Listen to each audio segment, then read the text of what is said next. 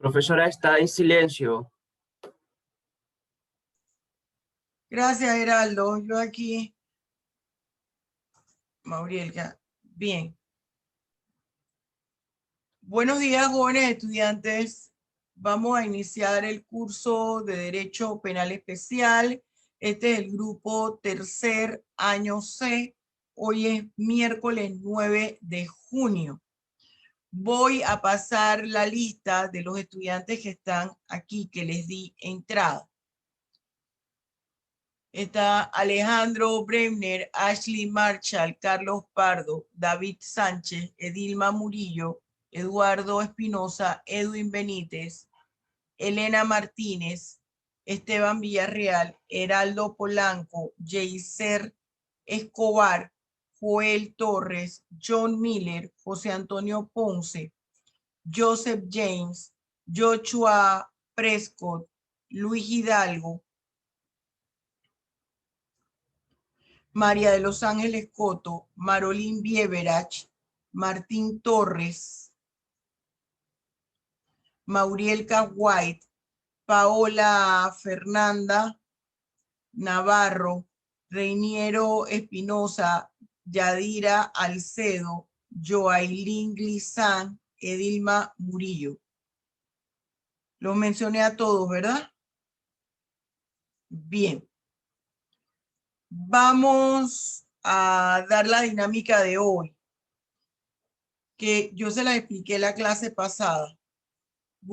Déjeme terminar de estructurar el marco teórico para que después que estructuro el marco teórico, empezamos la plenaria de preguntas sobre lo que usted no haya entendido, y hay varios aspectos vinculados al tema que estamos dando que quiero analizar, y uno de ellos está relacionado con el artículo de opinión que les envié, que redacté en el siglo, perdón, no se los envié.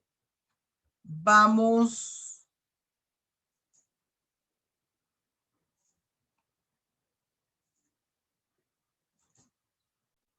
¿Están viendo, verdad? Sí. Sí, profe. Se ve, profesor. Ajá. Recuérdeme, Heraldo, recuérdame en cuál quedamos. Íbamos a dar violencia doméstica. Heraldo, Este ya lo habíamos visto, profe, creo. este ya lo habíamos visto. Sí, usted ya había introducido este de violencia doméstica.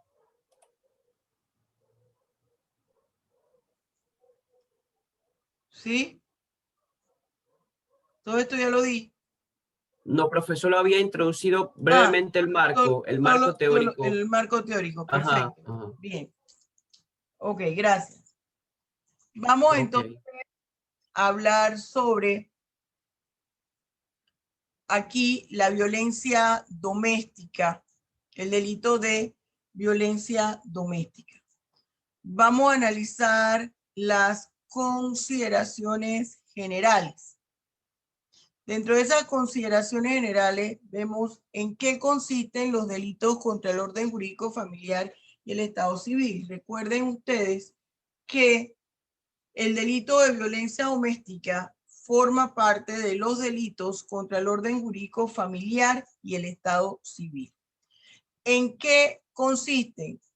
Son todas aquellas figuras o conductas delictivas que afectan de manera directa o indirecta la estructura de la familia en cuanto a su legalización, es decir, en cuanto a la constitución de el fundamento legal de la familia, que es el matrimonio, o en cuanto a los derechos y deberes que se generan como consecuencia del parentesco, ya sea por afinidad o por adopción, que existen entre sus miembros. Esos son los delitos contra el orden jurídico familiar y el Estado civil. son todas aquellas conductas ilícitas que afectan el fundamento legal de la familia en cuanto a su estructura, es decir, al matrimonio, y afectan los derechos y deberes que se generan producto de ese parentesco, ese lazo de parentesco, ya sea por consanguinidad o por adopción, que se genera de la relación familiar. ¿Cuáles son los delitos contra el orden jurídico familiar y el Estado civil? Son violencia doméstica, maltrato del niño, niña o adolescente, delitos contra la identidad de personas menores de edad, delito de tráfico de personas menores de edad, delitos contra la familia, delitos de maltrato al adulto mayor.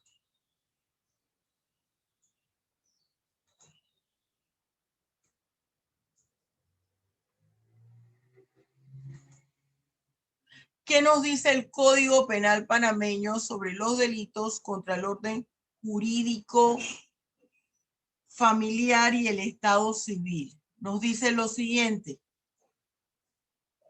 Está estructurado, fíjese, en 5 capítulos.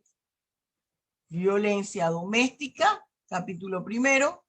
Capítulo 2, maltrato de niño, niña o adolescente. Capítulo 3, delitos contra la identidad y tráfico de personas menores de edad. Capítulo 4, delitos contra la familia. Y capítulo 5, maltrato al adulto mayor. Vamos a ver qué nos señalan aquí. Fíjese, título 5. En el artículo 200 se nos habla sobre el delito de violencia doméstica. El delito de violencia doméstica es un delito complejo. Es un delito complejo porque está estructurado por varios verbos tipos.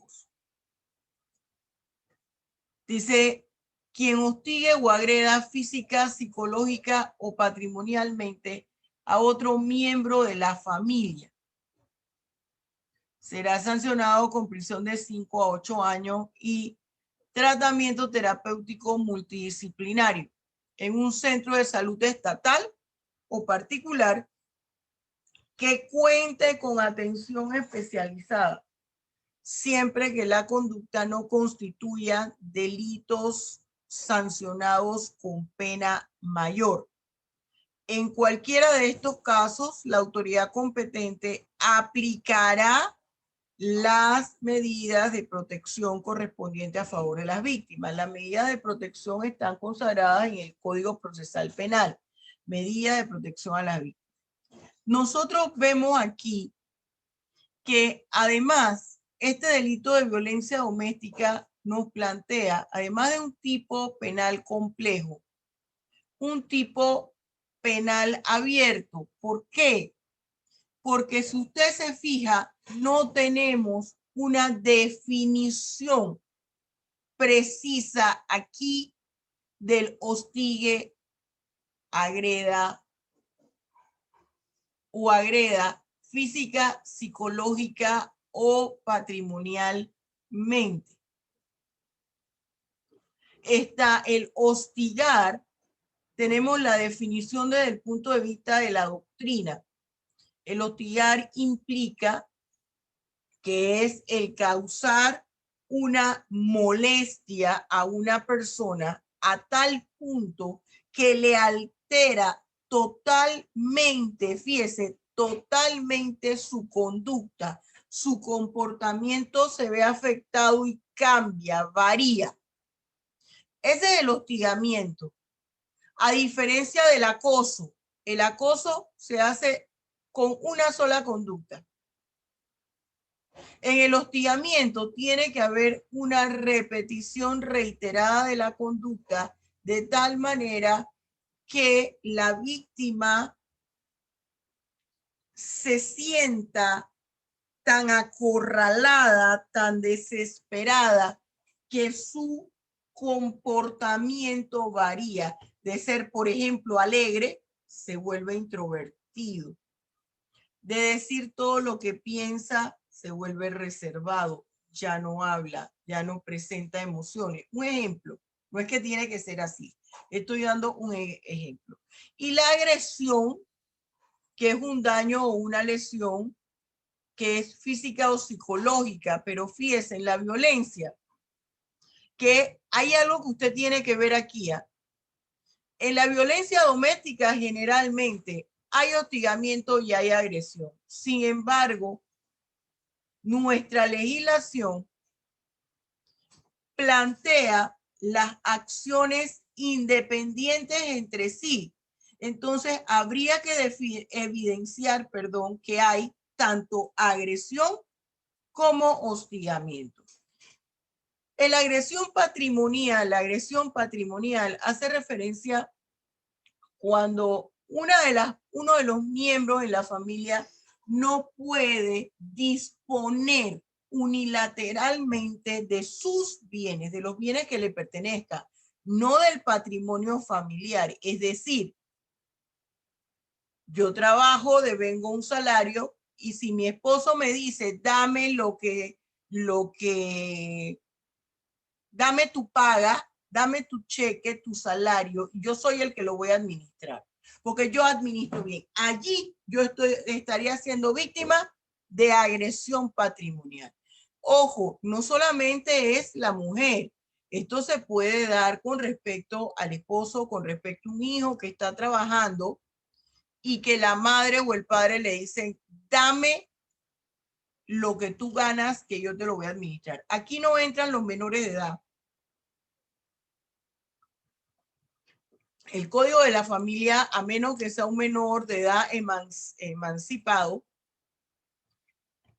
el padre de familia tiene que administrarle, y así lo señala el código. Por eso es que usted ve que en las becas de estudio, sea la universal, sea por excelencia académica, los cheques salen a nombre del acudiente o el papá responsable, el padre responsable, y del hijo, porque es el padre quien tiene la obligación de administrar el dinero. Pero estamos hablando aquí de la persona adulta. El hijo, que un papá que está jubilado, cuando cobra su pensión, le dice, tiene que hacerme el supermercado de la casa, pagarme la luz, el agua, el teléfono, y queda el señor o la señora para sus necesidades básicas sin nada. Ahí hay una agresión patrimonial. Cuando solicitan que hipoteque sus bienes y usted no quiere hipotecarlo, hay una agresión patrimonial, delito de violencia doméstica. Y la violencia doméstica es una causal de divorcio.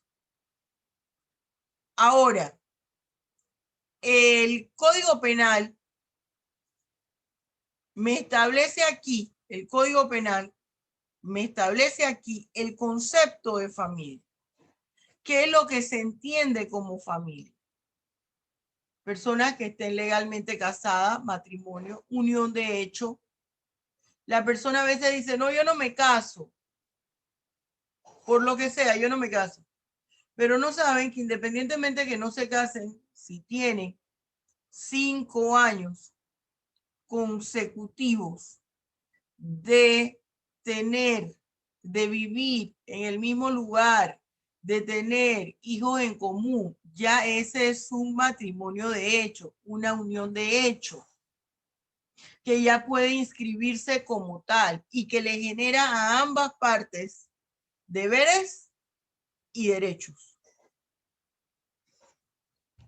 No viven juntos, cada quien en su casa, somos novios, novios entre comillas, pero tenemos intimidad sexual y todo el mundo sabe que somos pareja y cada quien está en su casa,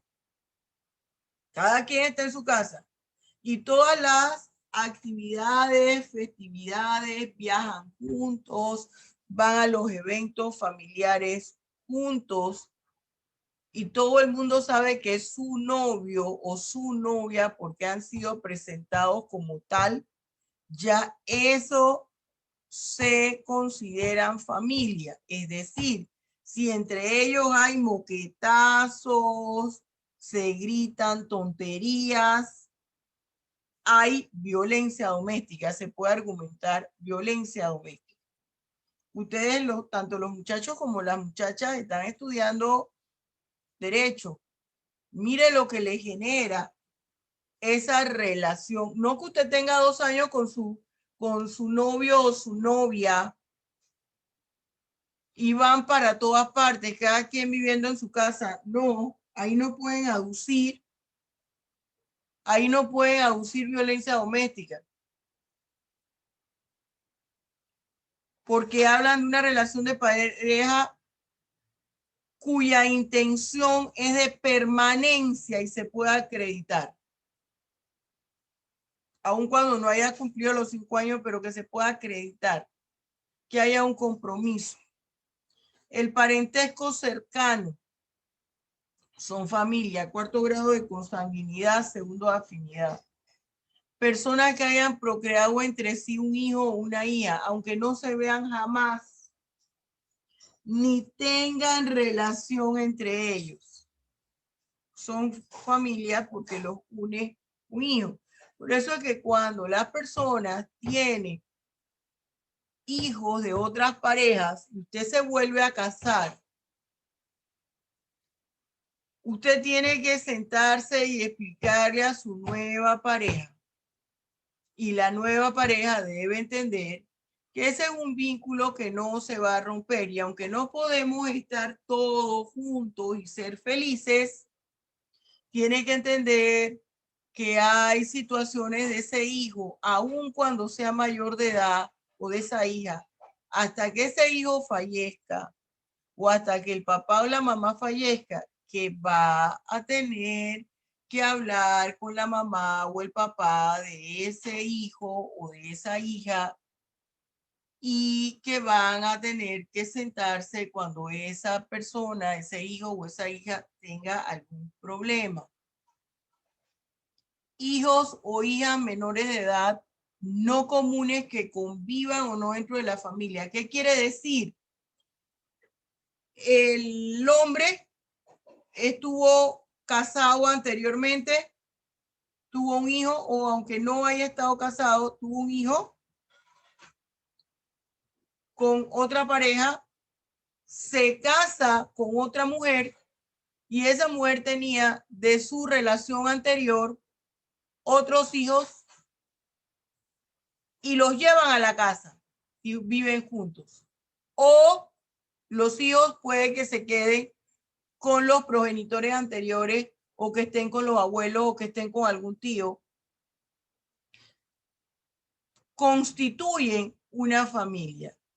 Y si la mujer maltrata a ese hijo que era de la pareja anterior de su esposo, se considera violencia doméstica. O viceversa, si es el varón, se considera violencia doméstica.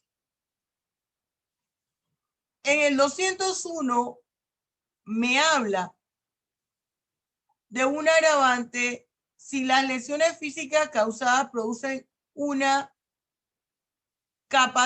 incapacidad superior a 30 y que no exceda de 60 días.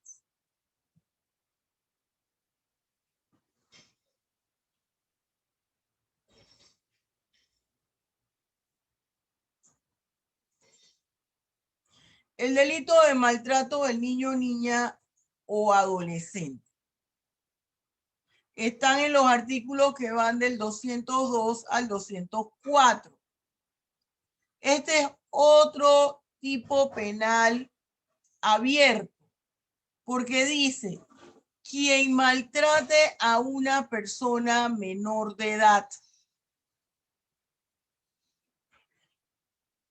Este término maltrate tiene un espectro amplio, Pero contamos entonces con un artículo 203 que nos define desde la perspectiva de la legislación penal panameña qué debe entender el juez por maltrato y me enumera 4 situaciones. Darle trato negligente, el numeral 4, emplearlo o permitir que se le emplee en trabajo prohibido o que ponga en peligro su vida o salud. El numeral 2, utilizar o inducir a que se le utilice en la mendicidad o en propaganda o en publicidad no apropiada para su edad.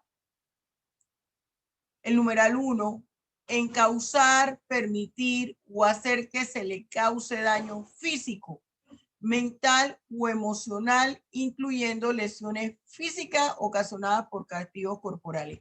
Estos 4 numerales es lo que el Código Penal panameño considera como maltrato a una persona menor de edad. La sanción se agrava. Fíjese que la sanción del tipo penal básico es de 2 a 4 años, pero esa sanción se agrava si el victimario es un ascendiente, un pariente cercano, si se encarga de la guarda, crianza o educación, de su cuidado, o interviene de alguna manera en su educación, un profesor de música, de deporte, de pintura, de teatro, de canto.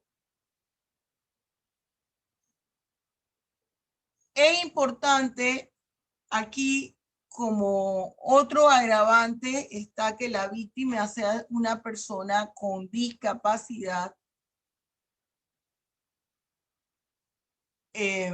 Si la persona tiene la guarda y crianza, se le quita, por eso es que usted ve que se le aplicará la pena accesoria correspondiente, pierde la guarda y crianza.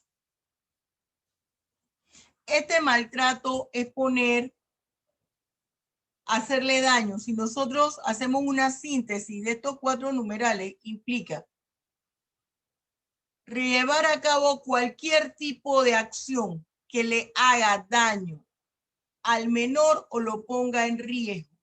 ¿Daño a qué cosa? A la formación de su personalidad, de su periodo de desarrollo integral. Se atente contra el interés superior del menor. Eso es en síntesis, reuniendo estos 4 numerales, lo que implica el maltrato. Este tipo penal maneja tanto la modalidad dolosa como la culposa. La culposa la contiene el artículo 204. A mí me parece que aquí no debiera haber culpa. Esto tiene que haber dolo. Puede ser un dolo indirecto, pero hay dolo. Delitos contra la identidad y tráfico de personas menores de edad. Profa, la culpa en ese aspecto no se refiere a la complicidad. No. La complicidad tiene que ver con autoría y en la complicidad puede haber dolo.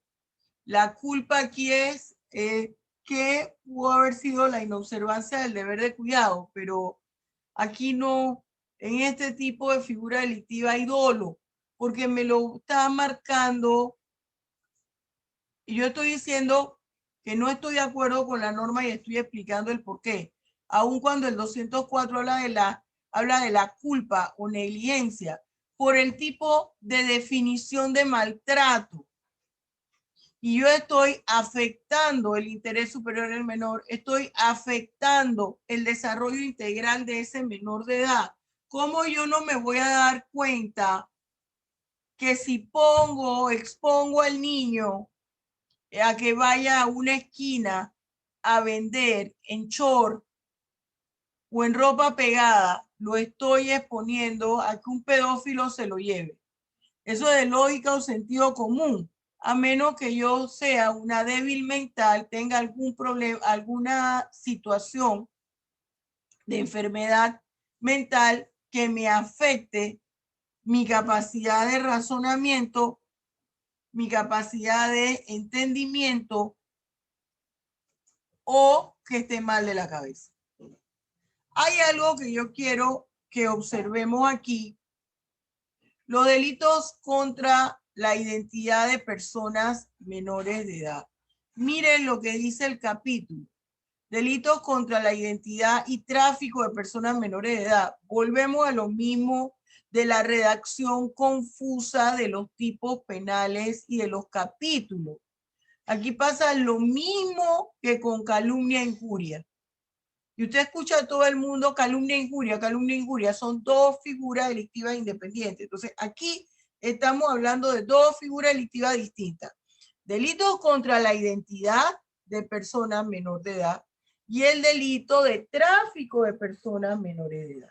El artículo 205 me habla de los delitos contra la identidad de personas menores de edad. Fíjese lo que me dice mi tipo penal. Quien suprima o altere la identidad de un menor de edad en los registros del Estado civil. Es decir, cambio los datos. Yo sé que el papá del menor es Poroto Gordo y ahora se lo borro. Y le pongo que es Perico Cienfuegos.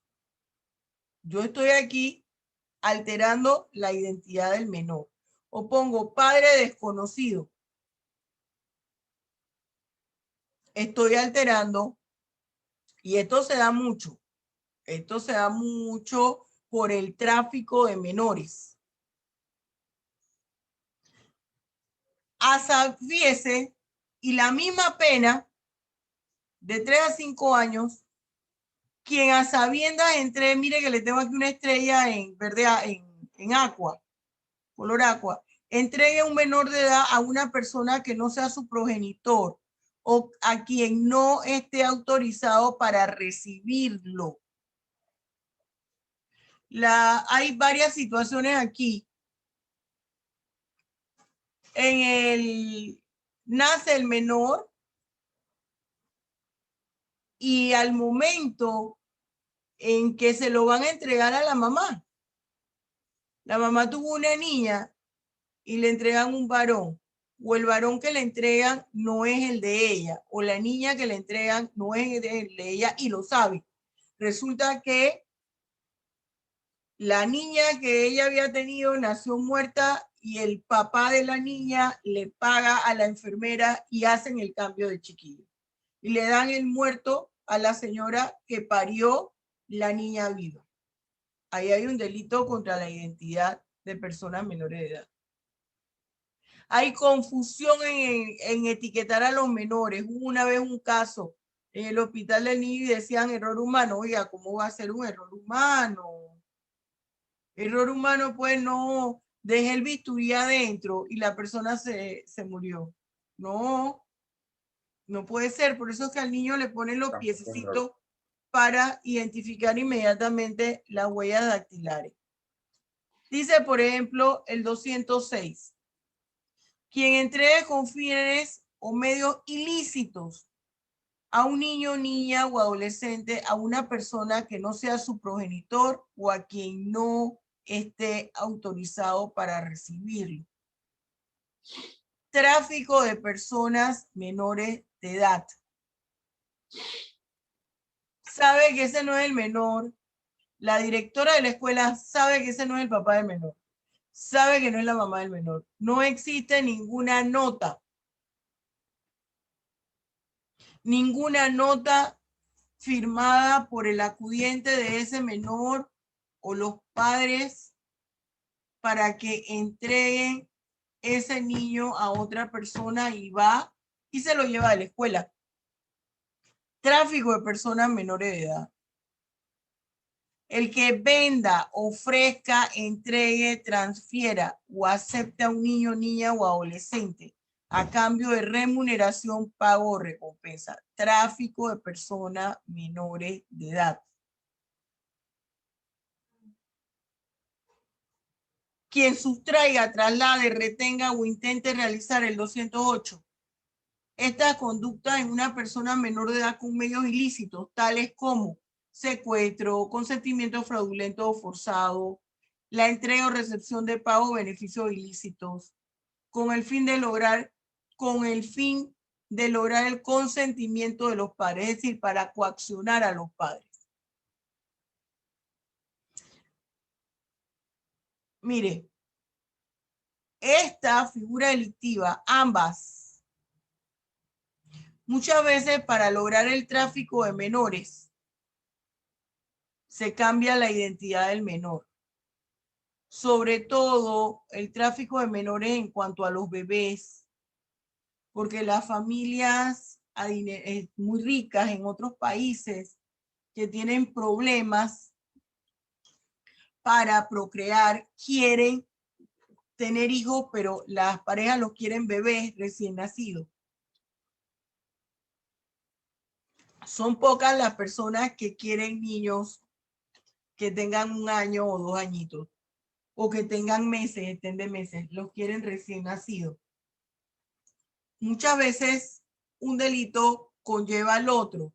Hay quien en otras legislaciones donde se maneja el concurso medial, que se lleva a cabo una figura delictiva para realizar otra. Aquí en Panamá no tenemos el concurso medial. Atentan contra la identidad de la persona menor de edad con la finalidad de llevar a cabo tráfico de personas. En todos estos países donde hay una cantidad exorbitante de gente, por ejemplo México, reportan el bebé nació muerto, y no es cierto, no nació muerto, nació vivo. Sacan al bebé por la parte de atrás del hospital. Aquí en Panamá se han dado algunos casos, pero menos. Los detectan a tiempo porque somos menos gente, pero ya ahora hay 4 millones de habitantes. Sacan al bebé para venderlos. Delitos contra la familia.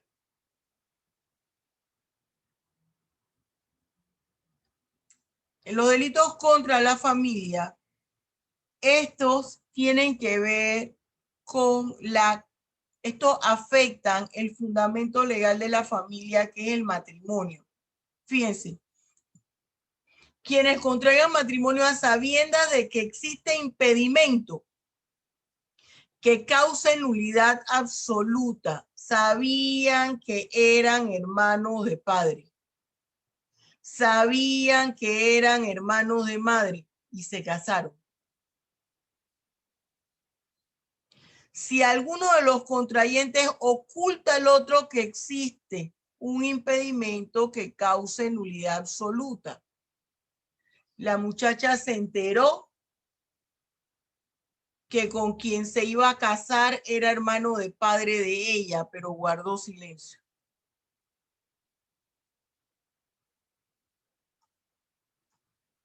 El artículo 210 me dice, conociendo que existe un impedimento que cause la nulidad absoluta, autoriza el matrimonio a que se refiere el artículo anterior. Sabe que está el impedimento y casa a la gente.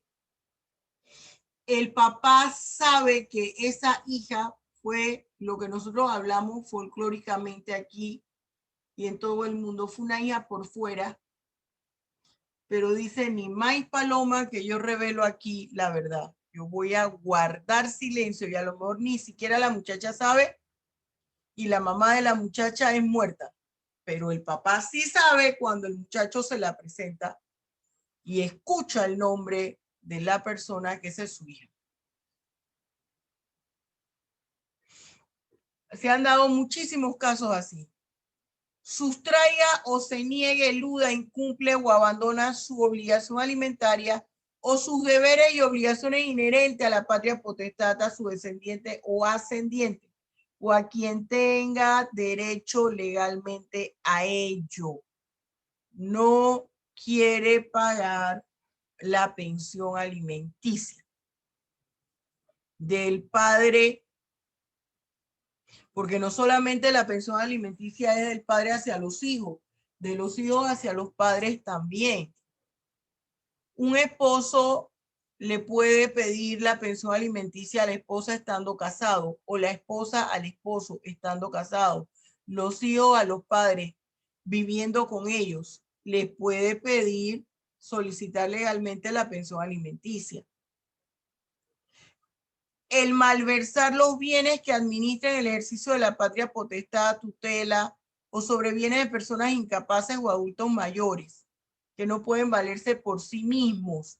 El artículo 212. Por ejemplo, aquí yo les puse un caso sencillo de estos cheques de beca universal o de beca de excelencia. Voy a recibir la beca de excelencia de mi hija, cambio el cheque y me voy a comprar una ropa para mí con ese dinero. Delitos contra la familia. Delito de maltrato al adulto mayor. Esta fue una modificación del 2020 y cómo se incurre en la comisión de esta figura delictiva. Y a veces los hijos no lo saben. Ley 149. Sería interesante que usted buscara la ley del 24 de abril del 2020 en la Gaceta Oficial 29.010. Esta fue la que le creó el capítulo 5 al título 5, maltrato al adulto mayor.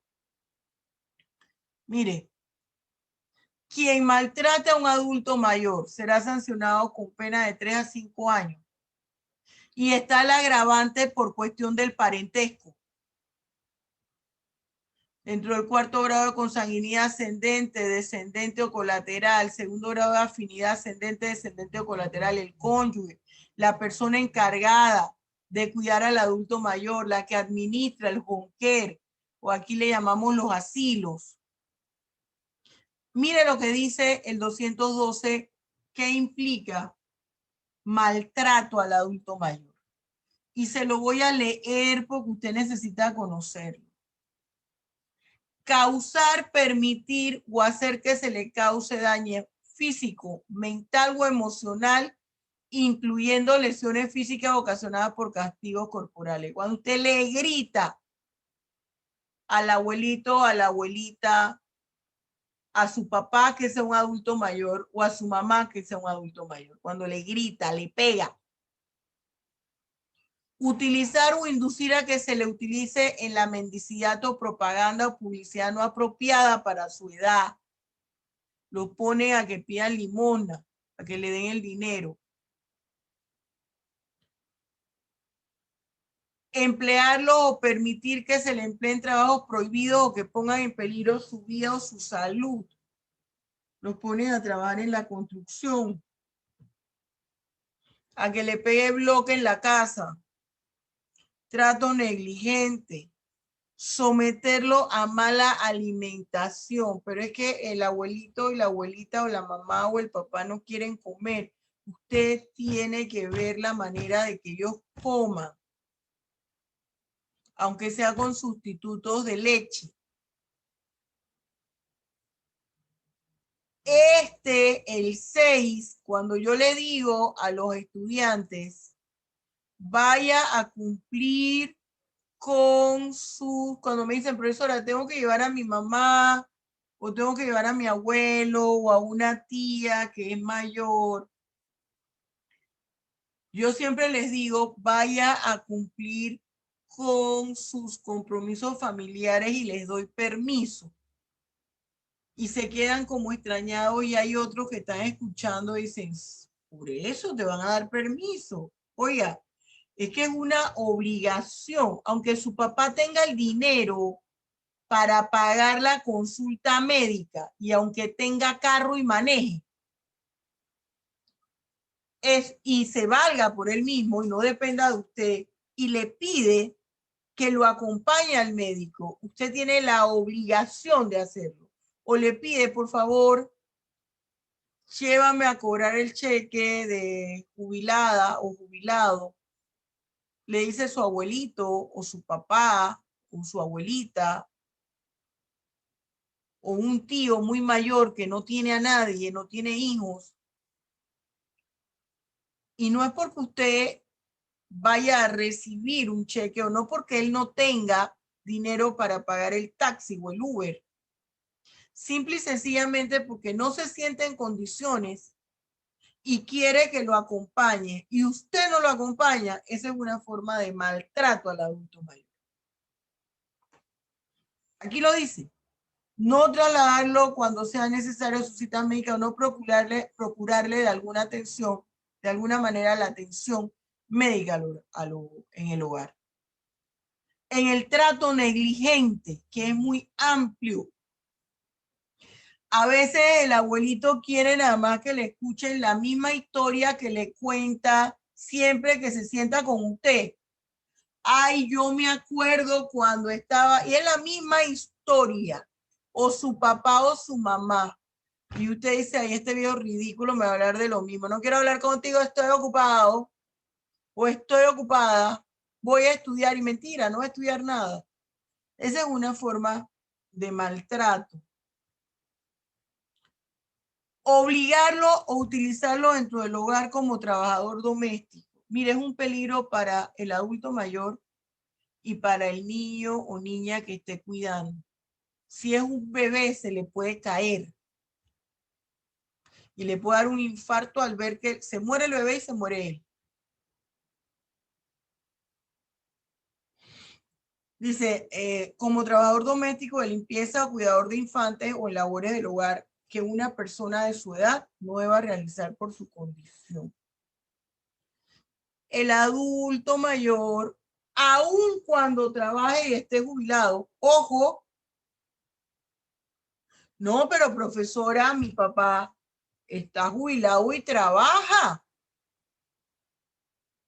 ¿Qué yo tengo que hacer acompañándolo? Tiene la obligación, ¿qué le parece? Le tengo noticia. Tiene la obligación. Pero es que empieza ahí con una la calaca, que quítate de ahí, estacionate acá, mira para la izquierda, mira para la derecha. Aún así, usted tiene la obligación. Y máxime si usted está estudiando derecho, tiene que conocer la norma. Y mire que aquí me estoy deteniendo en una forma que no me he detenido con las otras figuras. Verbo tipo, conducta ilícita. Mire, causar, permitir o hacer que se le cause daño físico, mental o emocional, incluyendo lesiones físicas ocasionadas por castigo corporal. Utilizar o inducir a que se le utilice en la mendicidad o en propaganda o publicidad no apropiada para su edad. Emplearlo o permitir que se le emplee en trabajo prohibido o que ponga en peligro su vida o salud. Darle trato negligente. Someterlo a mala alimentación. No trasladarlo cuando sea requerido a sus citas médicas. O procurarle alguna atención médica en el hogar. Se le acabaron los pampers y él le da la plata para que usted le compre los pampers. Pero si tú tienes carro, maltrato. Maltrato al adulto mayor si usted no va y se los compra, aunque sea con la plata de él. La medicina. Ay, por favor, venme a comprar la medicina. Aquí está el dinero. Ay, pero si yo te veo que tú andas perfecto y te vas con tus amigas, maltrato al adulto mayor. El objeto jurídico, el adulto mayor. El bien jurídico tutelado, la familia, la salud, vida e integridad personal. Sujetos, activo, cualquier persona. Pasivo, adulto mayor. Clase de delito, este es un delito simple, puede ser de comisión o de comisión por omisión, omisión impropia. Usted deja de hacer las cosas que usted tiene la obligación de hacer. Mi papá tiene 40 carros y 80 choferes, pero le está diciendo usted que es el hijo o la hija. Usted es el que tiene la obligación, no el chofer. Instantáneo con efectos permanentes, es material y es de lesión. Circunstancias modificadoras de la responsabilidad penal aquí. El grado de parentesco, el que sea el cónyuge encargado de la atención del adulto mayor, el encargado de la institución donde está el adulto mayor, el propietario de la institución donde está el adulto mayor. Tipicidad subjetiva, dolo, y también maneja la culpa el 212B, cuando dice que si se realiza por culpa o negligencia. Aquí yo tampoco creo que haya culpa o negligencia, independientemente de que así lo maneje. ¿Usted sabe por qué? Porque la persona, el que lo está haciendo, sabe que no lo debe hacer. Lo sabe perfectamente bien. Leyes relacionadas con esta norma y el derecho internacional. Bueno, la ley 149, que lo establece y define ahí los derechos del adulto mayor. Convención Interamericana sobre la protección de los derechos humanos de las personas mayores.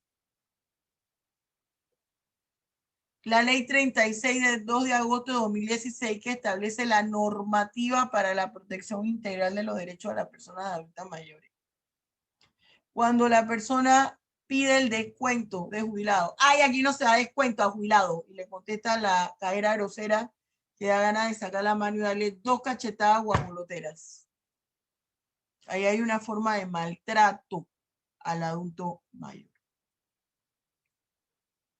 Delito de hurto y robo. Mire, todo esto ya lo vimos. La mayoría de estas figuras delictivas ya las analizamos a través de los problemas. Hurto y robo. Aquí con el hurto y robo nosotros tenemos que ver primero algo interesante. Y aquí pasamos de un título a otro. Salimos del título que tiene que ver con... permítame un minuto. Sari, ven acá, por favor.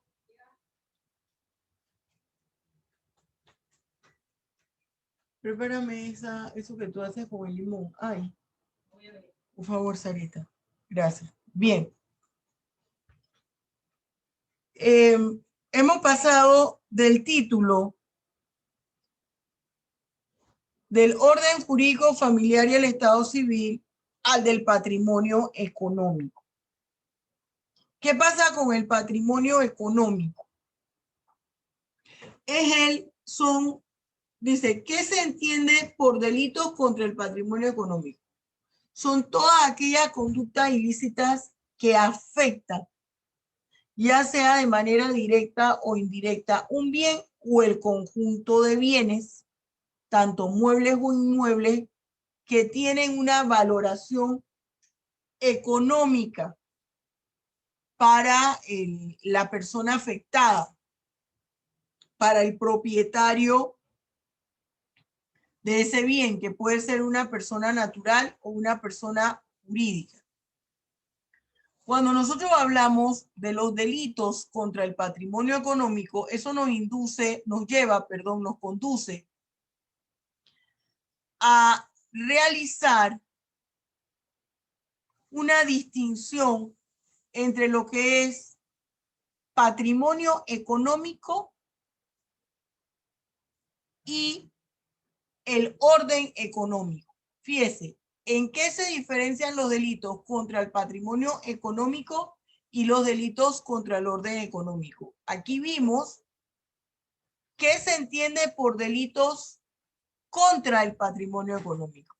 Todas aquellas acciones ilícitas que me van a afectar el patrimonio de una persona natural o jurídica, que es la dueña de esos bienes muebles o inmuebles. Delitos contra el orden económico son los delitos que afectan la economía del país.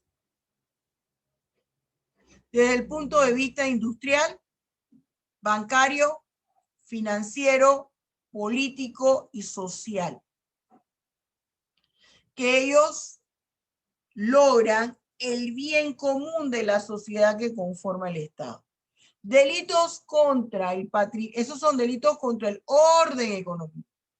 Delitos contra el patrimonio económico afectan muebles o inmuebles susceptibles de una valoración económica, pero que pertenecen a la persona natural o jurídica. Acá son bienes que pertenecen al Estado. Usted me va a decir, ¿el Estado es una persona jurídica? Sí.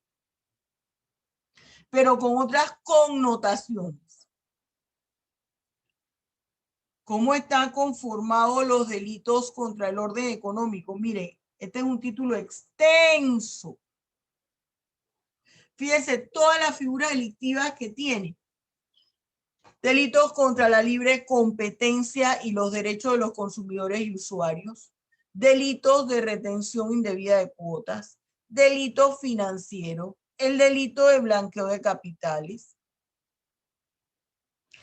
Delitos contra la seguridad económica.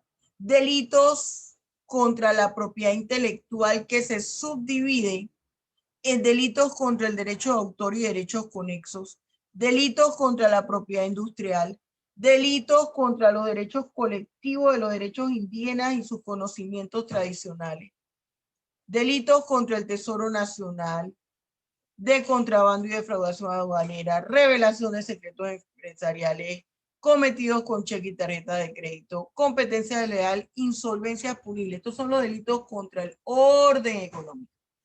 Delitos contra el patrimonio económico, para que usted lo vea, mire el mapeo, porque estamos haciendo la diferencia. Contra el patrimonio económico, hurto, robo, estafa y otro fraude, apropiación indebida, usurpación, todo esto lo vimos a través de problemas. Daños, delitos contra el patrimonio histórico de la nación. Así que yo voy a ir con esto rápido. En el hurto hay apoderamiento de una cosa bien mueble donde no hay violencia, bien mueble ajena. Y hay aquí algo interesante que se considera hurto. Cuando se apoderan de la cuota parte de una herencia que no ha sido aceptada, y hay hurto. Hurto agravado, el 214, y que lo analizamos con el problema.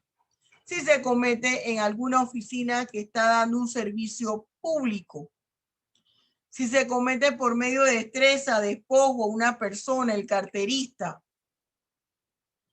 con abuso de confianza, cuando hay algún tipo de desastre, de calamidad, hubo terremoto, temblor, inundaciones, cuando se comete, y aquí tampoco estoy de acuerdo, se comete de noche en un lugar destinado a la habitación, tiene de 5 a 10 años, y si nos vamos al robo, de 7 a 12 años, siempre que alguien se introduce a robar, a llevarse las cosas en una casa, va con violencia porque esa persona va dispuesta a matar o que lo maten. Me parece que debiera estar en el robo simple, con una penalidad, con una punibilidad mayor.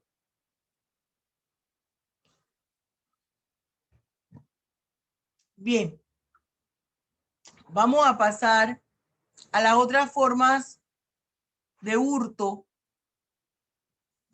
que están del 214 al 217A. Y aquí hablan de la mujer, cuando la mujer es víctima. Violencia económica contra la mujer. Y esto está relacionado con violencia doméstica. Tiene una concordancia con violencia doméstica. Cuando se le menoscaba o limite o restrinja la disposición de sus bienes o derechos patrimoniales. Obliga a una mujer a suscribir documentos que afecten o restrinjan su patrimonio. Destruya o oculte documentos que forman parte de su identificación personal, objetos personales, instrumentos de trabajo. Esto está vinculado si hay un grado de parentesco con violencia doméstica. Y puede haber un concurso de delito ideal.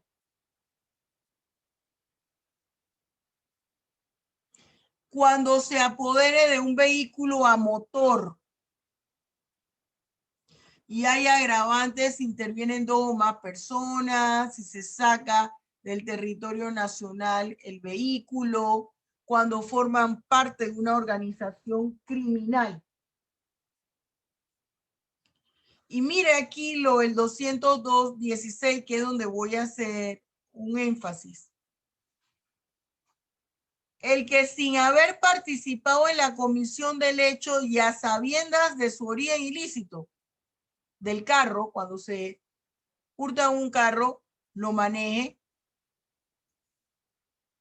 esté en posesión de piezas de ese vehículo hurtado, los compró o los tiene, se encuentra en tenencia justificada de un vehículo hurtado con signos que evidencian que ese vehículo es hurtado, sea propietario, administrador o tenga uso de un inmueble en donde se encuentre el vehículo hurtado. Siempre le aconsejo yo a todas las personas, es preferible que compre un carro aquí en Panamá a una persona que usted conoce, si es un carro de segunda, o en las agencias que tienen carros de segunda certificados. Y déjese de estar comprando carros que traen de los Estados Unidos si usted no conoce a la persona.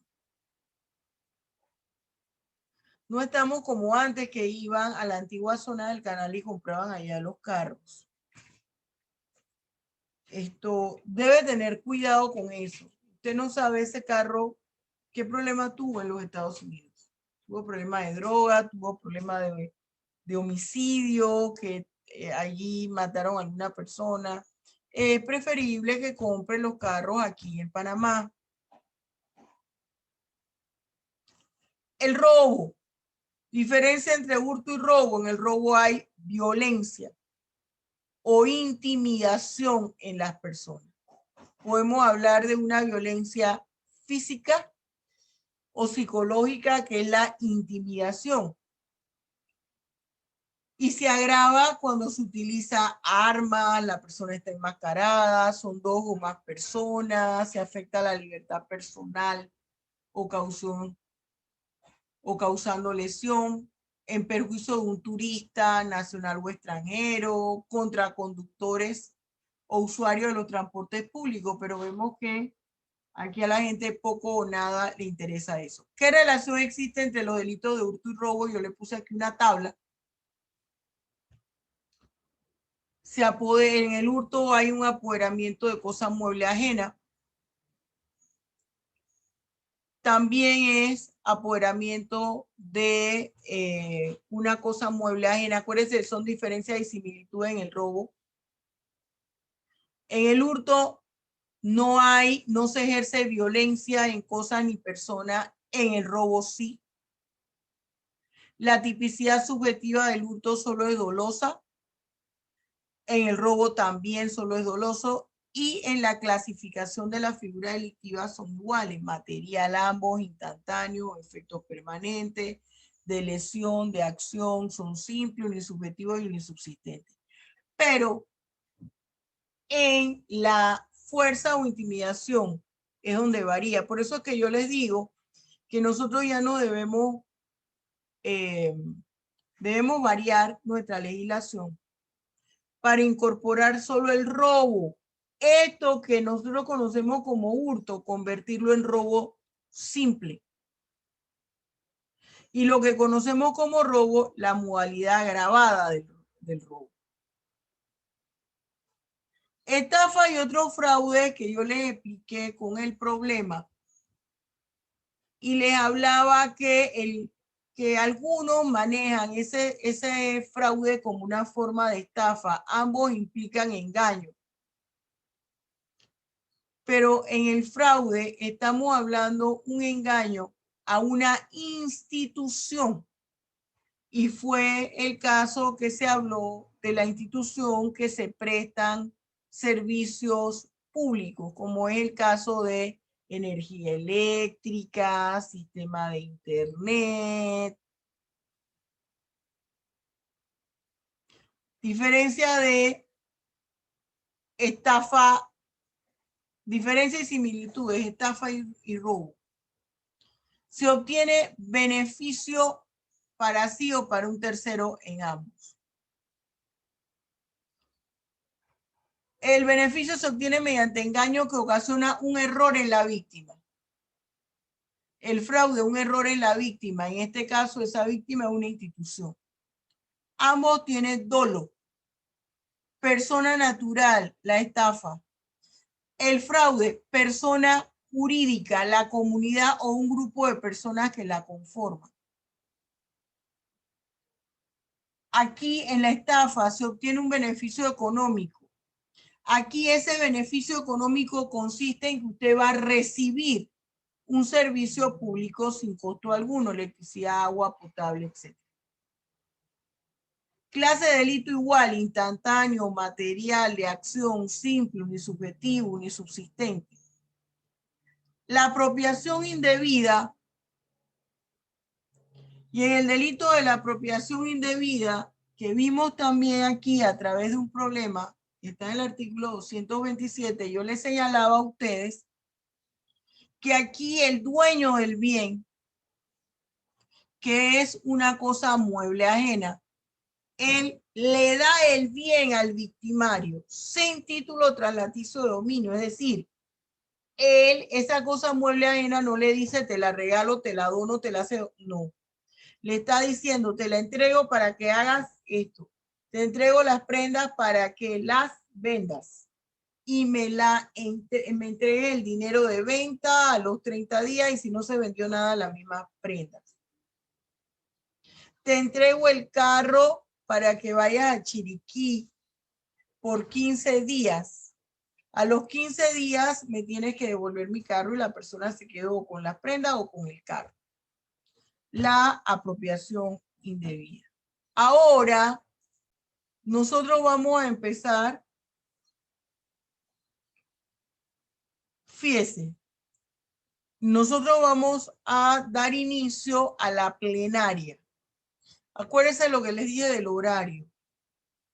Ya estoy viendo aquí lo que me mandaron de que habían algunos estudiantes. Yo les hablé de una condición especial de esta clase del día de hoy. Se lo dije desde la clase pasada. Ay, gracias, Sari. Está fría, gracias.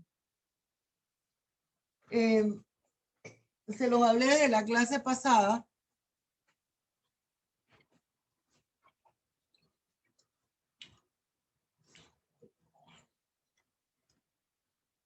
Bien. Entonces, vamos ahora a las preguntas. ¿Qué no entendieron? Y vamos a la discusión de dos temas. El artículo de la semana pasada, que me gustó que algunos estudiantes hicieron un mini debate entre ellos en el grupo de WhatsApp. El grupo de WhatsApp es para eso. Y los correos electrónicos son para eso, no para estar los grupos de WhatsApp. Yo puedo enviarle al WhatsApp privado de una persona un comentario político. Oye, quiero que apoyes a mi candidato, pero no puedo estar haciendo eso en el grupo de WhatsApp o en el correo. Entonces, el grupo de WhatsApp es para que usted haga esas discusiones. Yo no estoy de acuerdo con esto que dijo la profesora por esto. El otro le contesta. Eso es para el grupo de WhatsApp. Y voy a estar pendiente todos los sábados a ver ustedes qué es lo que están, porque tienen que leer. Y hay muchas cosas en el continente que están ocurriendo y que están vinculadas a penal. Joseph, ¿qué me ibas a preguntar?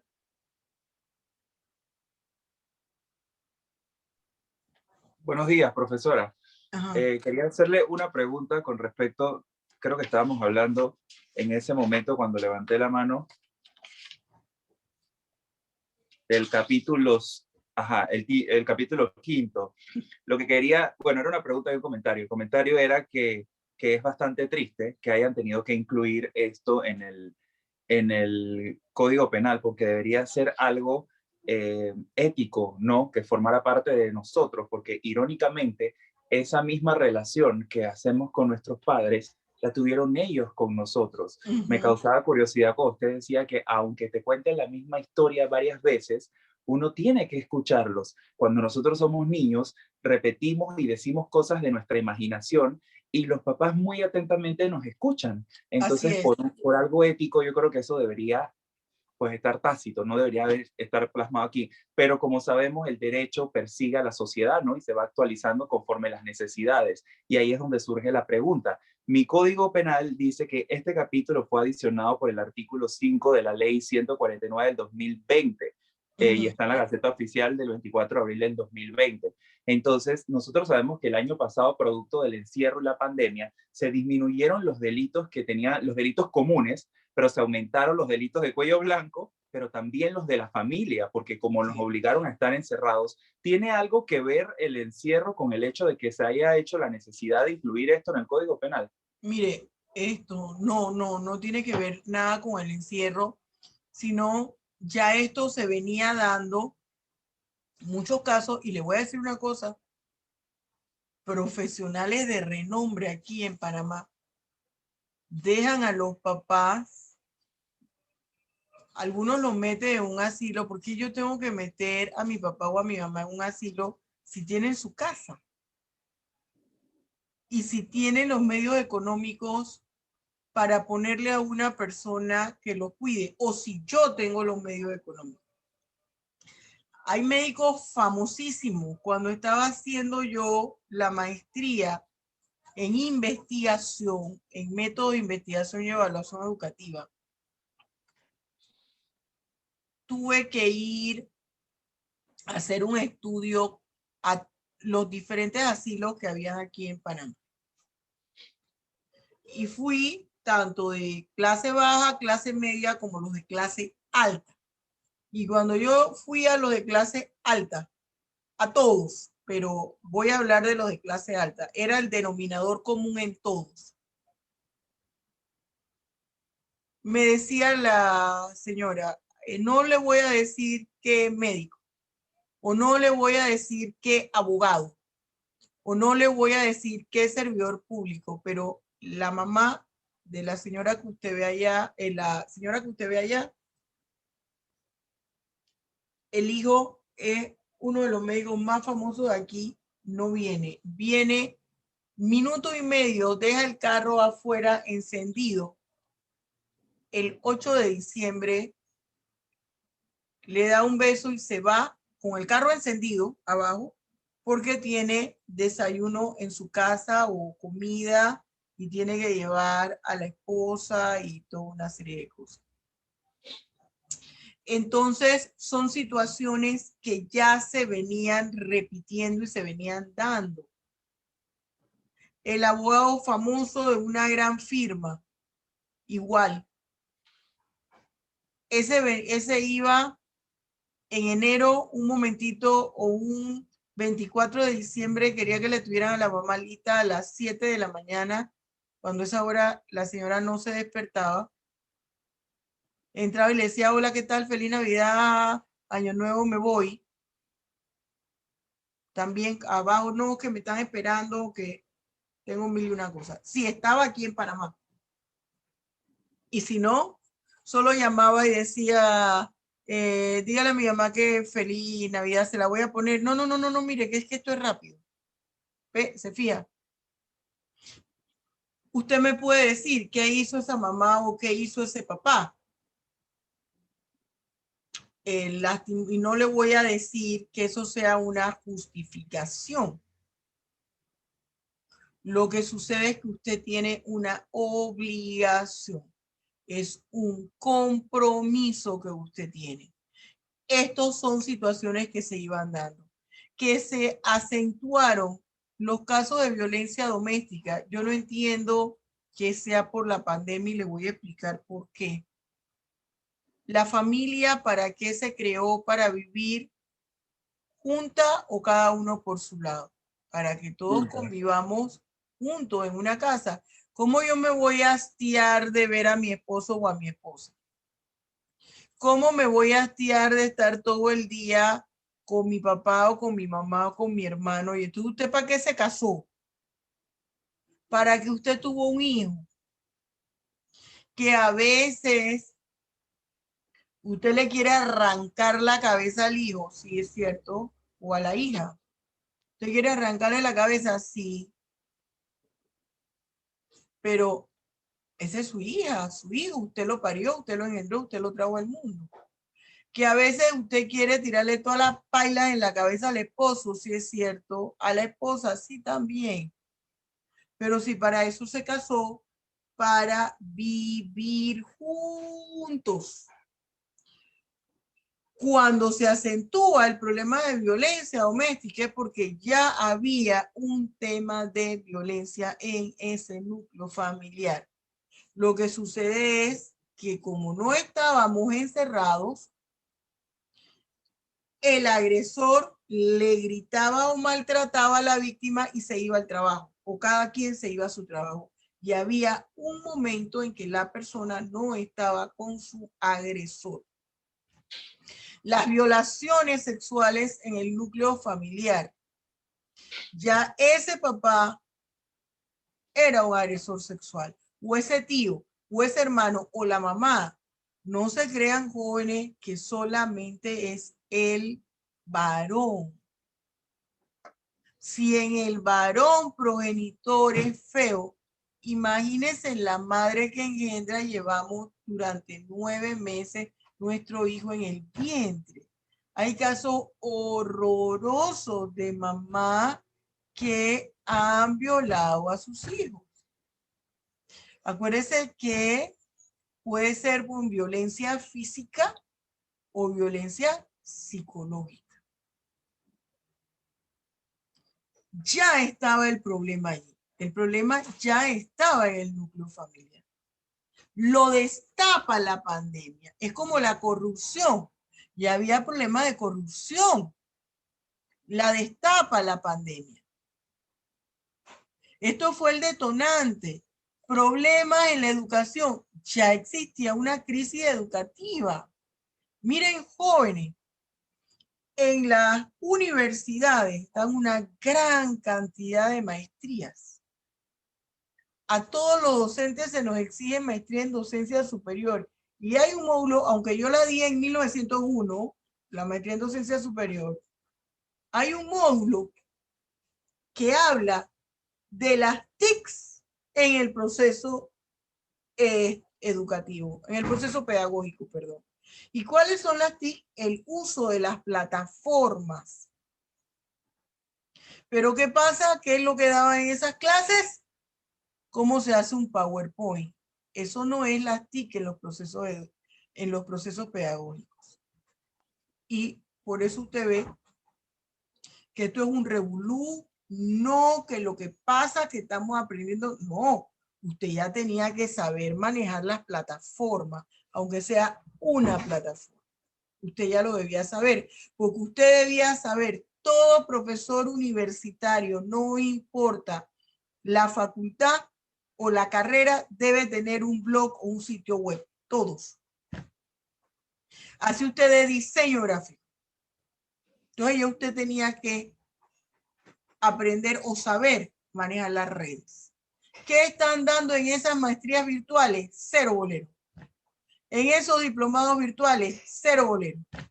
Y lo digo aquí abiertamente, aunque los profesores se pongan bravos.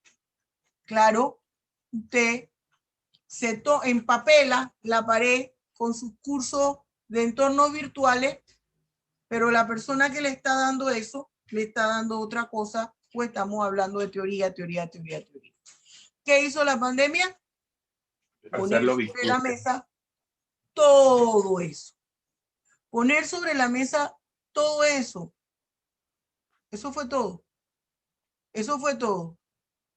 El problema de las ventas ya venían mal en los negocios. Ya venían mal. Se acentuó con la pandemia.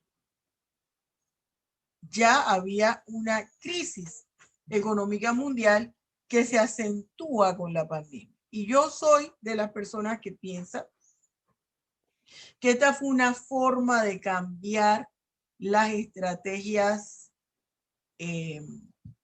comerciales. Y ahora todo todas las ventas van a ser en línea.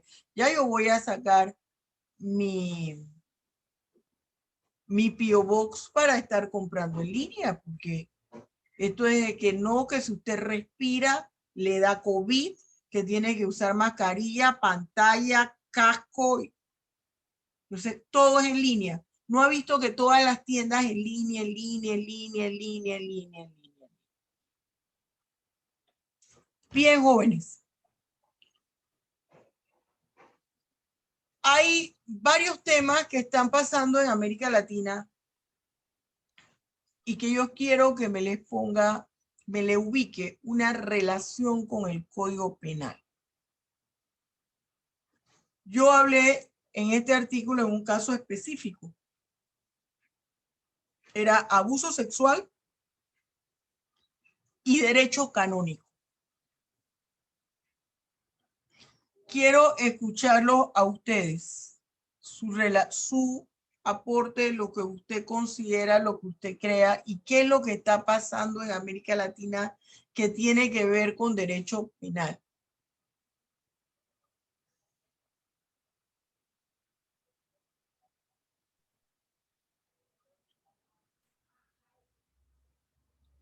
A ver, 3 minutos para que organice su idea. A ver, Reiniero. Sí, profesora. Bueno, primero que todo, yo leí su artículo sobre el derecho canónico y todo lo sucedido con el Papa. Yo nada más leí por encima, no pude profundizar mucho en un artículo de La Estrella que parecía de que querían reformar el código canónico, si así se llama. Entonces yo quería opinar en la misma página del siglo, pero no me dejó.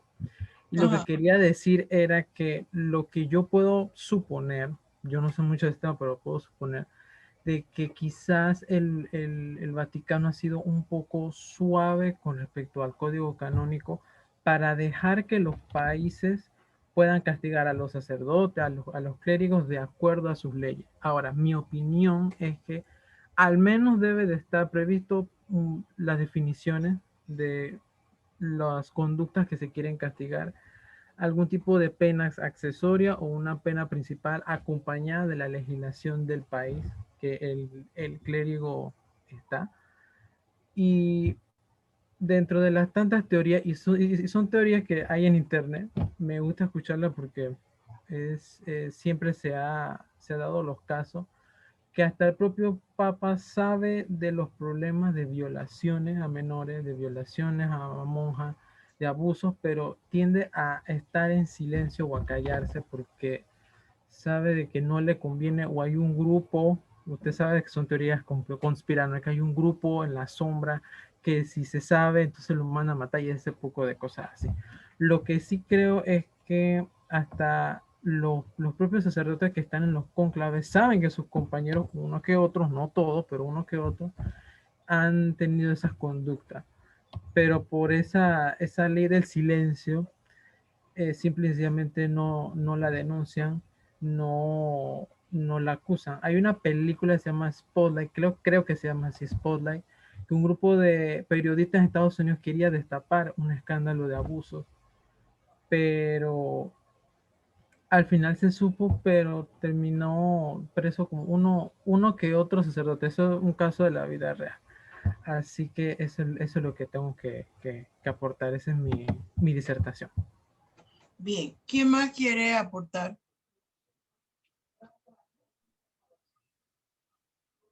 Profesora, yo opino, o sea, a pesar que está ese... ¿Quién me está hablando que no identifico?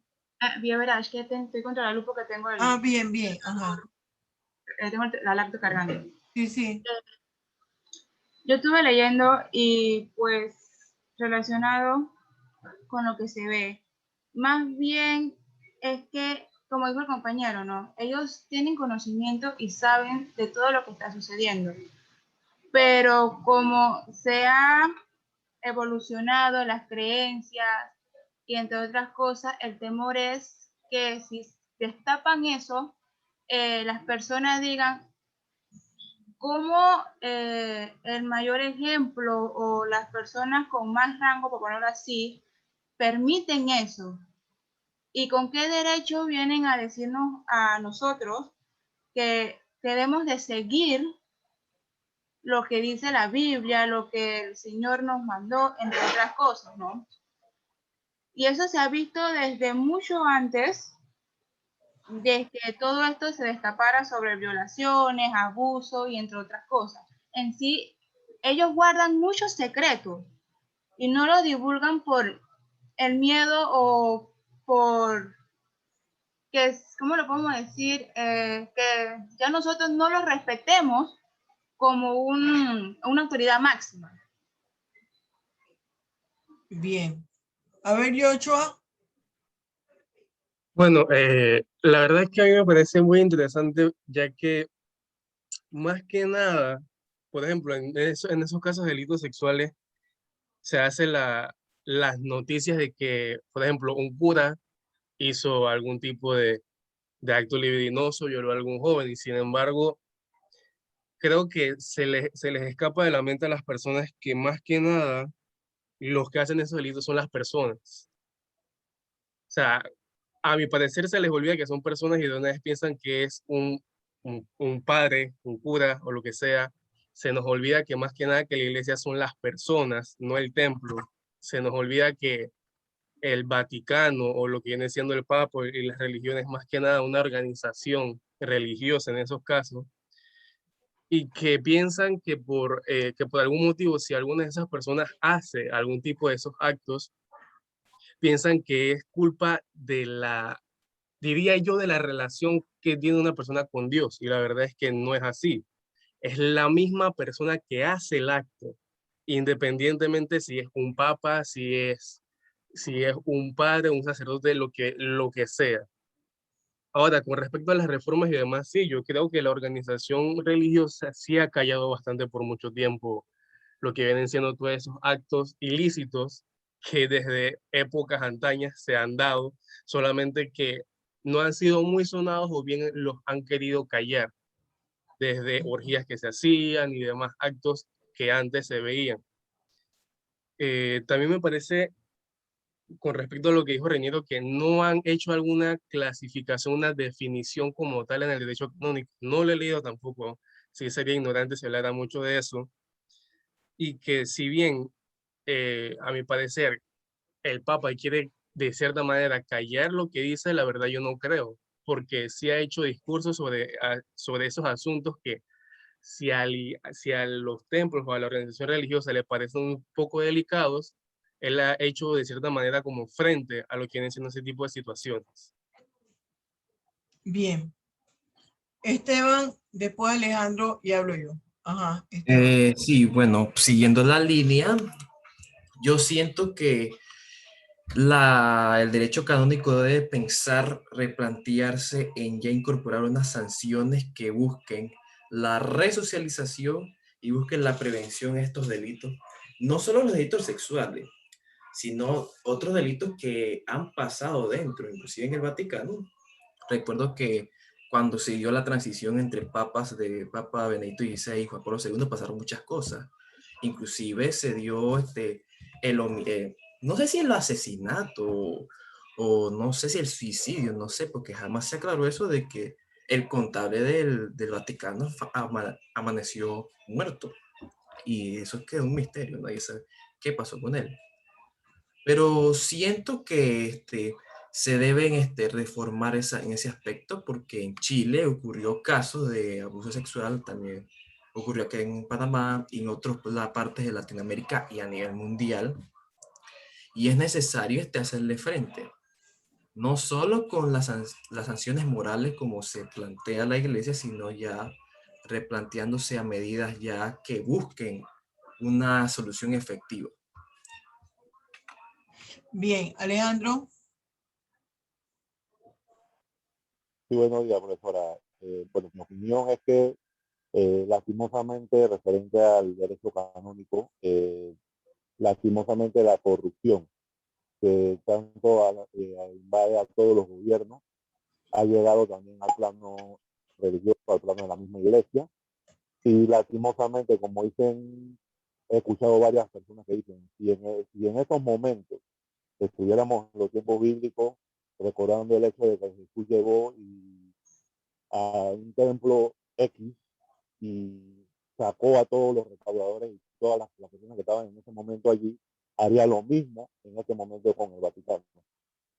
Porque igual hay corrupción dentro, tanto a nivel gubernamental como, lastimosamente, reitero, a nivel de lo que es el religioso. Muy bien, fíjense, hay una cosa.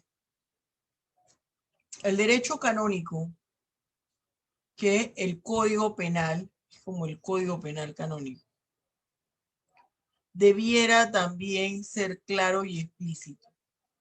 Todas las personas, o la mayoría de las personas, tienen una corriente religiosa.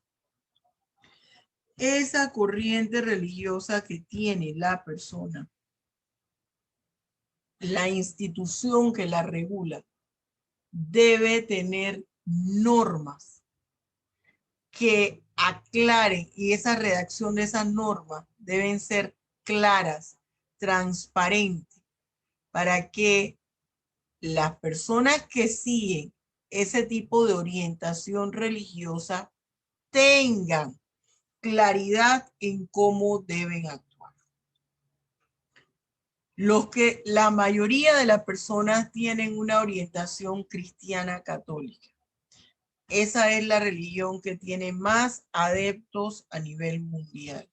Quiere decir que no solamente es el texto bíblico que debe ser claro, sino el derecho canónico. Lo debemos conocer. No solamente lo deben conocer los sacerdotes o las religiosas. Esa parte, ¿por qué? Porque tenemos que conocer a nuestros guías espirituales. Y se trata, que yo les mencionaba en el artículo, con pinzas, sutilmente, en un término medio, el delito de violación carnal. Hablan con nombre propio de pornografía, de explotación sexual comercial, de otras figuras delictivas, pero el delito de violación carnal no lo mencionan como tal. Por eso yo les hablaba del tipo penal abierto y hacen alusión al infringir el sexto mandato del decálogo. El decálogo son las 10 ordenanzas que le dan a las personas, a los guías espirituales de la religión católica. Y el sexto mandato es el celibato. ¿Cómo voy yo a poner que quien infrinja el sexto mandato? Al decir yo quien infringe el sexto mandato, pareciese que se le está sancionando es por eso, por infringir el sexto mandato, no porque haya incurrido en la comisión de un delito grave, como es una violación carnal a personas menores de edad. Ese es el análisis al cual yo quiero que ahondemos. Ya te doy la palabra, Eduardo. Como estudiantes del curso de Derecho Penal, mi tipo penal no es claro. Mi tipo penal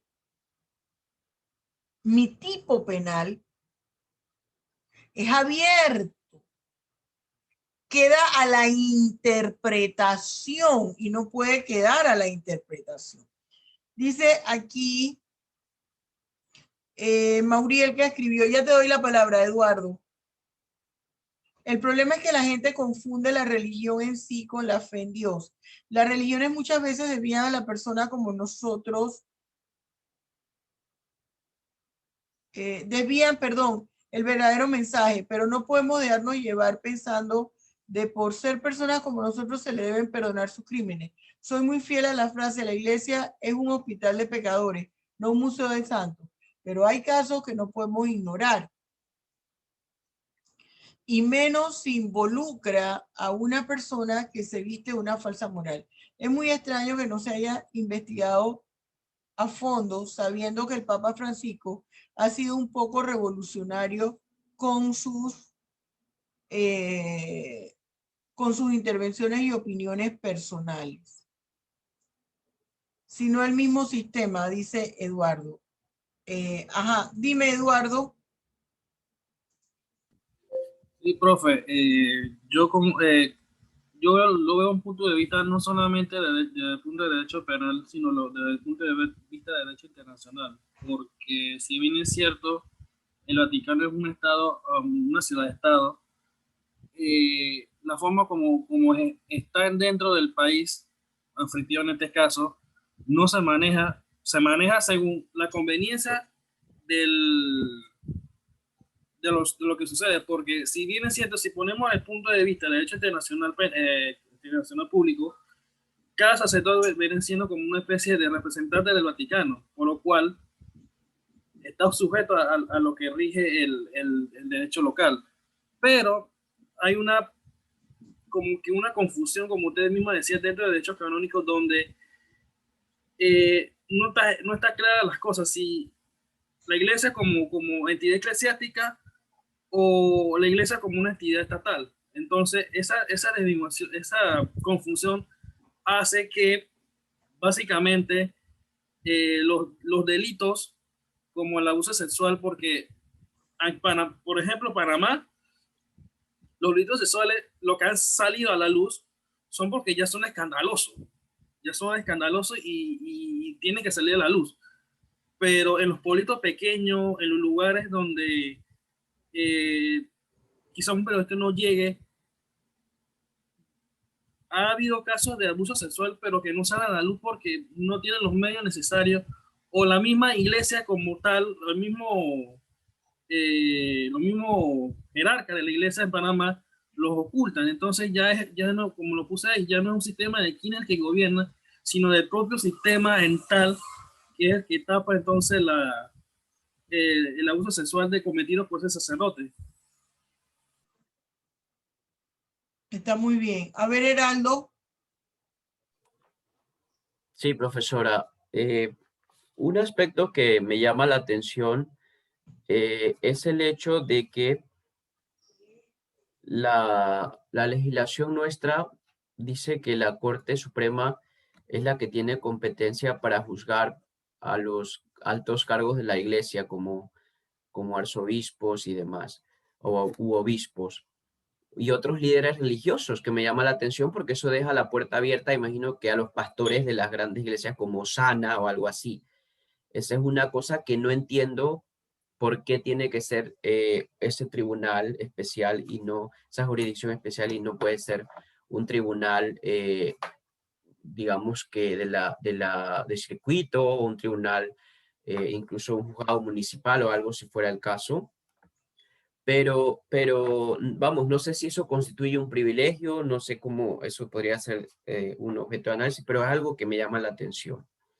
Después, preguntarle a usted por qué la necesidad de que la iglesia tenga vamos a decir, un código penal de ellos, entre comillas, porque si bien es cierto, la sanción que ellos puedan darle al oficial de la iglesia o al cura que haya cometido ese tipo de delito, es, no sé, quitarle los hábitos o esto, de igual manera va a quedar bajo la jurisdicción, o sea, va a ser denunciado, imagino yo, la víctima lo denuncia y va a ser llevado igual a un tribunal penal que estaría, digamos, bajo los postulados de nuestro Código Penal. Entonces, no le estoy diciendo que no sea necesario, o sea, sino que, profesora, para mí es algo nuevo, porque yo sí cuando busco, por ejemplo, en RAES jurídico, siempre me ha llamado la atención determinados conceptos en ese diccionario que te pone derecho canónico, ¿no? Pero yo siempre he leído esos términos como algo más bien antiguo, previo a lo que fue el derecho positivo nuestro, o sea, como algo de la Edad Media. No sé si es una concepción errónea para mí, quizás, entonces, o algo como que, bueno, es algo más bien de parte del dogma de ellos, y que por cierto ha sido fuente importante para el derecho positivo, porque muchas de las cosas que hay allí veo que son hoy día casi copia de lo que hay en los códigos, por ejemplo, también el derecho internacional, de los tratados. Y sin embargo, pensaba que eso ya no tenía ninguna validez porque No, da lo que pasa, absorbidos en la fíjate, lo legislación que, nuestra. ajá, muy bien tu aporte. Lo que sucede es lo siguiente, para contestarle a Heraldo. Definitivamente que eso es competencia de los tribunales. A la persona hay que llevarle un proceso y sancionar. Eso está claro. Lo que sucede es, estas son figuras delictivas que tienen su fundamento bíblico. El delito de violación carnal, el derecho civil, el derecho penal y el derecho procesal, o bueno, el derecho penal, porque ese procesal penal forma parte del derecho penal, tienen una fundamentación religiosa y tienen una fundamentación bíblica. Es obligación o debe ser obligatorio para la iglesia que se hable de las figuras que son delitos para la iglesia. Ellos lo que no van a hacer es establecer sanciones de prisión, porque eso lo tiene que establecer el Estado. Discúlpenme. Y aunque ellos son un Estado religioso, tienen una presencia diplomática y los sacerdotes son servidores públicos, aunque ellos dicen que no, pero bueno, ahora no vamos a entrar en esa discusión. Y como tal, ellos deben establecer taxativamente las conductas que constituyen delito para nuestra iglesia. No solamente el atentar contra los mandamientos, el que usted escupa una hostia. No, no solamente eso, sino este otro tipo de conducta porque implican un desvalor. Atentar contra principios religiosos que ya tenemos. Y eso lo debe hacer toda religión, debe tener su equivalente a un derecho canónico, el derecho penal canónico, y establecer las conductas que afectan la integridad del individuo. Y que la sanción, si bien es cierto, no va a ser de prisión, porque solamente le compete al Estado implementar el derecho penal, hay que hacer pública una sanción moral, su expulsión, y que le quede, usted se le expulsó por esto. Pero ese doble juzgamiento, no, eso no es doble juzgamiento porque son dos cosas totalmente distintas. Como bien lo dice Heraldo, dice, pero es que eso no le... Claro, como son dos cosas distintas, no hay doble juzgamiento. Estamos hablando del aspecto de la moralidad.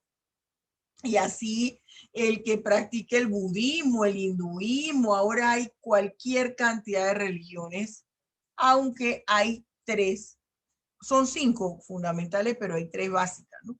Y entre ellas está el cristianismo. Por eso es que es importante, por eso es que es necesario. Así cuando nos ingresamos en cualquier tipo de organización y que tenemos que aprendernos los estatutos y que los estatutos deben establecerse nuestra forma de conducirnos. Y así como a usted le enseña que se forman las sociedades, las actas, porque hay que hacer asambleas, juntas extraordinarias donde se va a decidir sobre temas que tienen que ver con el comportamiento de esa persona jurídica o de esa persona natural dentro de esa institución jurídica. Entonces, lo mismo pasa acá y hay que hablar las cosas con claridad. Por eso hablo de los tipos penales. Ahí sí, porque mira que es malo, porque lo que pasa es que dijo, que dice y dijo. ¿Y qué fue lo que dijo? Eso. ¿Y qué es eso? Lo que acabo de decir.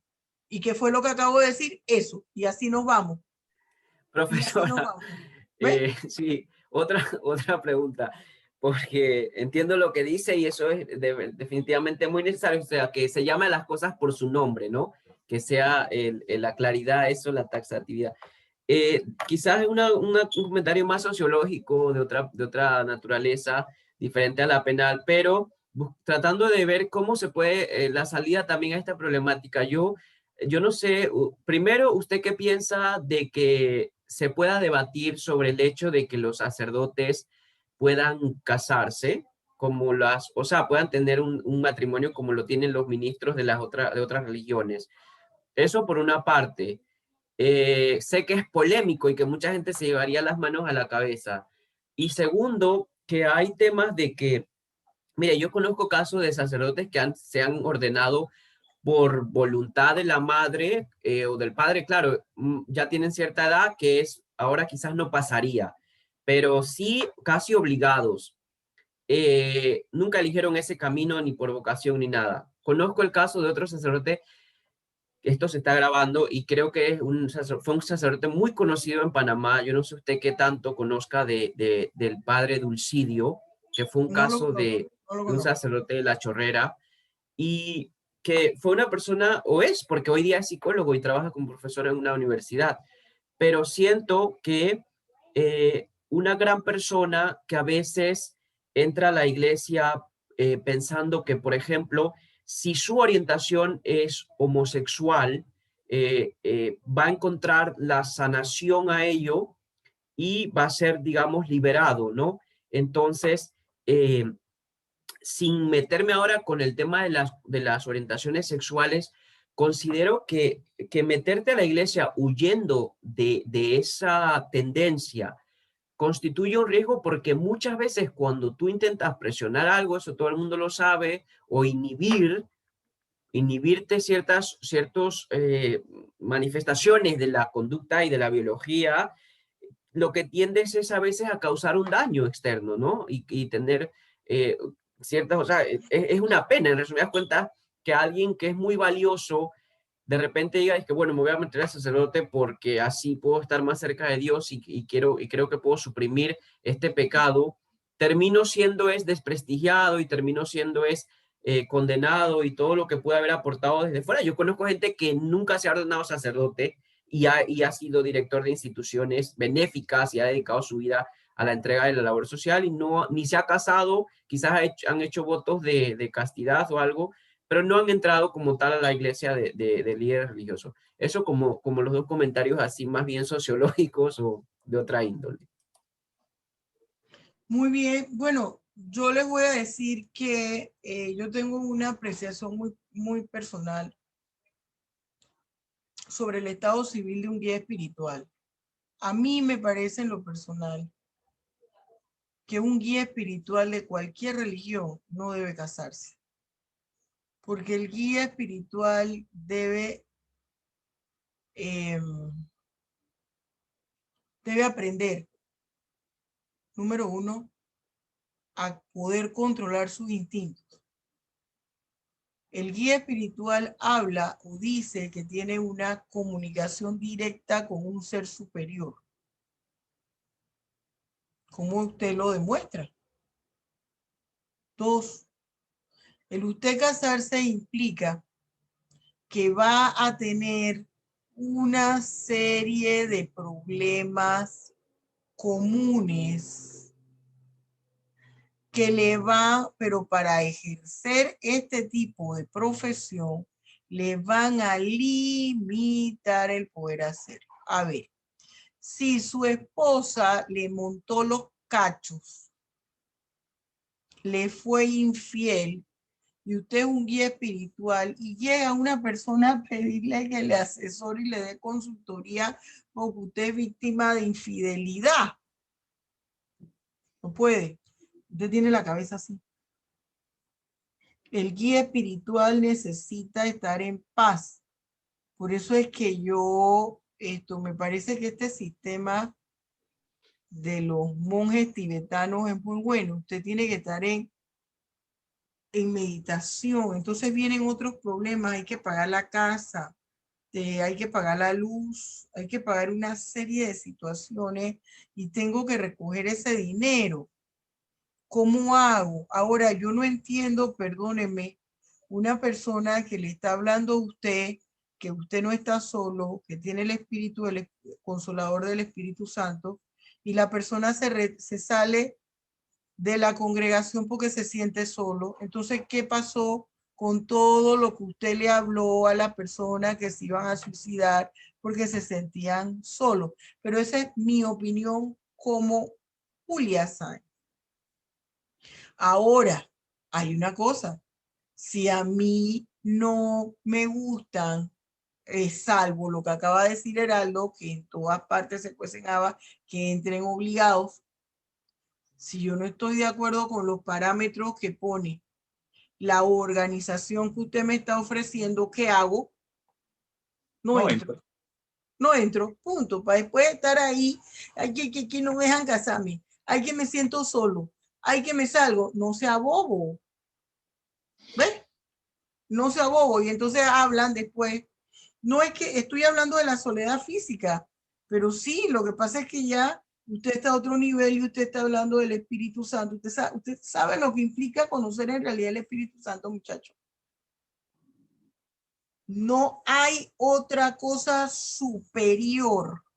Esa es la compañía máxima que su mente no le da para estar pensando otra cosa. Entonces, ¿de qué estamos hablando? Bien, bueno, mire lo que nos lleva el derecho penal. Pero A que nos siempre, pasemos de la hora de la clase. exacto. Mira lo que nos lleva el derecho penal. Tenemos 2 minutos que ya se finalizó la clase, se finaliza a las 10:35.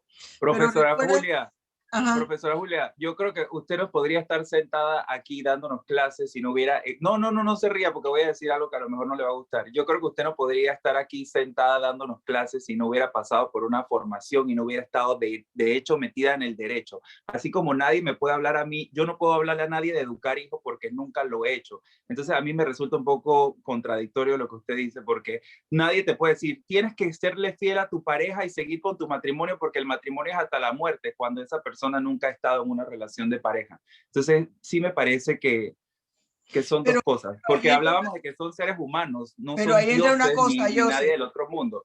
Ahí entra una cosa, Joseph, y con esto termino. Esa persona que va a aconsejar eso, entonces no tiene sentido común.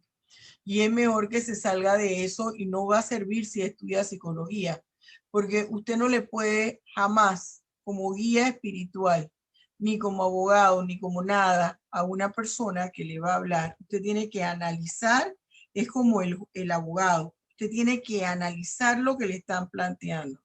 Es que es víctima de violencia, es que es abusada la persona. No, usted se tiene que separar de esa persona. Lo que usted no debe hacer es un escándalo y te diga que te mueras. No. Usted tiene que hacer un escándalo. Entonces, esa persona que aconseja eso lo va a aconsejar estando casado o estando soltera.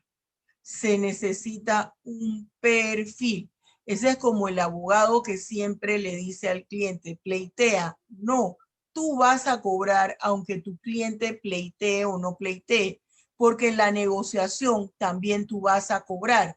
A veces es preferible un mal arreglo que un buen pleito. Entonces es de perfil, así como no todas las personas pueden ser educadores, porque de repente hay 4 que me están preguntando lo mismo y ya lo expliqué 80 veces. Y si estoy en el salón, lo quiero reventar contra la pared. Y si estoy aquí dando clase en el aula virtual, quiero tirar la computadora. Entonces usted no va a poder ser educador, aunque tomen 20 maestrías en docencia superior y 40 doctorados en educación. Es cuestión de que las personas, para poder ejercer algo, necesitamos corresponder a un perfil, porque si no correspondemos a ese perfil, usted no puede estar haciendo eso. Y es como alguien que le dice, no, es que mi esposa me tiró la puerta hoy. Y usted vaya a ñañequear y pedir consejo, y el que le pedía consejo le dice, divórciate. Por favor, porque me tiró la puerta.